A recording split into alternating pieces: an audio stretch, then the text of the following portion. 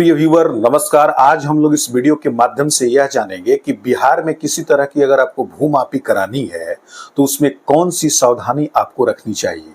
साथ ही भूमापी संबंधित सामान्य और जो मूलभूत जानकारी है वह क्या है।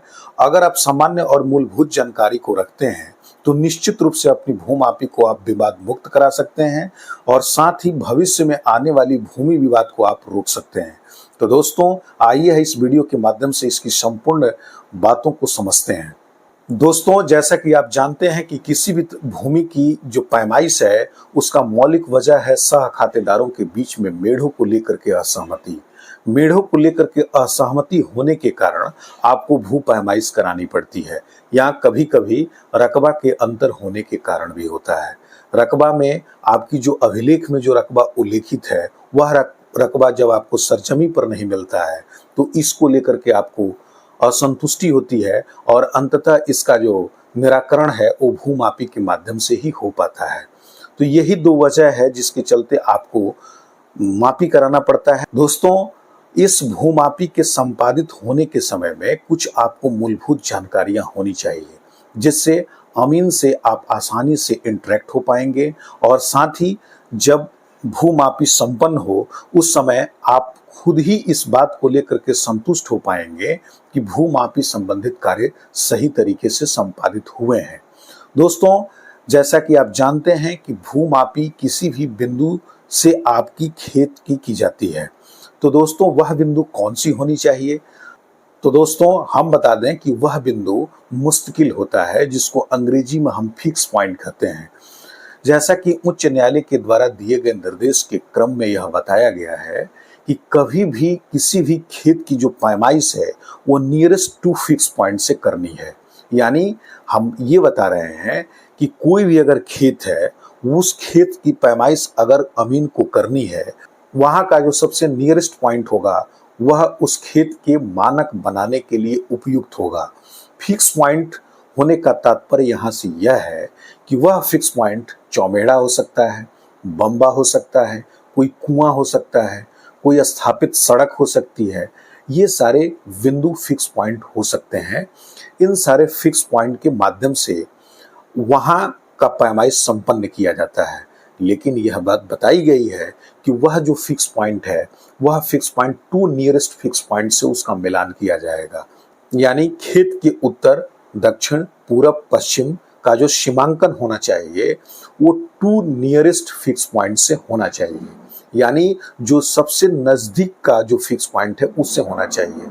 जैसा कि आप जानते हैं कि कई सारे फिक्स पॉइंट नक्शा या गांव में होते हैं परंतु ऐसा नहीं कि उस खेत से कुछ दूर है और काफी दूर है वहां से हम उस बिंदु का सीमांकन करते हैं तो हमें अशुद्धियां प्राप्त होने की संभावनाएं प्रबल हो जाती हैं। इसको समाप्त करने के लिए नियरेस्ट फिक्स पॉइंट की बात कही गई है। तो यानी आप ध्यान रखें अगर फिक्स पॉइंट आपके खेत के अगल बगल ही हो ऐसी दशा में आप अमीन से यह अपेक्षा करें कि आप इसी पॉइंट से हमारे खेत की पैमाइश आप करें। दोस्तों इसके साथ साथ आपके पास एक ये भी जानकारी होनी चाहिए कि खेत का जब सीमांकन होता है तो वह जरीब के माध्यम से होता है।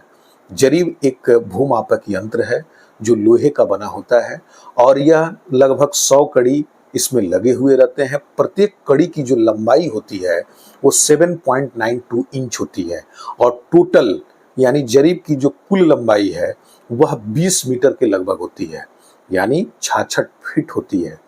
इस जरीब के माध्यम से आपके खेतों का सीमांकन किया जाता है यानी दूरी मापी जाती है। दोस्तों इसके बारे में आपकी मूलभूत जानकारी जो हमने बताया वो रहनी चाहिए।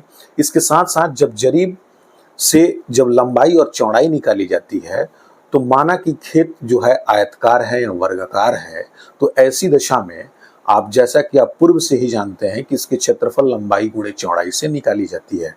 तो जब इसका क्षेत्रफल निकाला जाए जब इसका लंबाई और चौड़ाई वहां मौके पर माप लिया जाए तो आप अपने से भी इसे ज्ञात करके पुष्ट हो सकते हैं। यानी अगर लंबाई कड़ी में निकाली गई है और चौड़ाई भी कड़ी में निकाली गई है तो क्षेत्रफल हमें वर्ग कड़ी में प्राप्त होगा। जैसे कि माना कि किसी खेत का जो लंबाई है वह 50 कड़ी है और जो चौड़ाई है वह 40 कड़ी है 50 और 40 का जब आप मल्टीप्लाई करेंगे तो 2000 वर्ग कड़ी के परिणाम में आएगा। और यह 2000 वर्ग कड़ी को आप आसानी से डेसिमल में बदल सकते हैं। 1 डेसिमल इक्वल टू होता है 1000 वर्ग कड़ी। तो जो भी क्षेत्रफल आए उसको 1000 से आप अगर भाग दे देते हैं तो आपको जो क्षेत्रफल है वह डेसिमल में प्राप्त हो जाता है। डेसिमल में प्राप्त हो जाने से आप आसानी से अपने अभिलेखों से आप रकबा का मिलान कर सकते हैं और मौके पर ही संतुष्ट हो सकते हैं। दोस्तों, ये मूलभूत जानकारी नहीं रहने की वजह से मौके पर कई तरह के विवाद उत्पन्न होते हैं और आप स्वयं ही इस बात की पुष्टि नहीं ले पाते हैं कि मेरे खेत का जो सीमांकन हुआ है वह सही हुआ है अथवा नहीं हुआ है। यह सामान्य जानकारी होने से आप आसानी से इसका मिलान कर पाएंगे और इससे सह खातेदार और आपके बीच में एक समन्वय स्थापित होगा, शांति का माहौल रहेगा और अमीन अपने कार्यों को आसानी से कर पाएंगे। दोस्तों, यह वीडियो आपको कैसी लगी? अगर अच्छी लगी हो तो इसे लाइक कीजिए, शेयर कर दीजिए और कोई अगर दुविधा इससे संबंधित हो तो आप कमेंट में निश्चित पूछिए, मैं उसका उत्तर त्वरित देता हूं। आप मेरे चैनल को सब्सक्राइब करना बिल्कुल ही मत भूलिए। आपने अपना कीमती समय मेरे चैनल पर अभी तक दिया, इसके लिए बहुत बहुत धन्यवाद।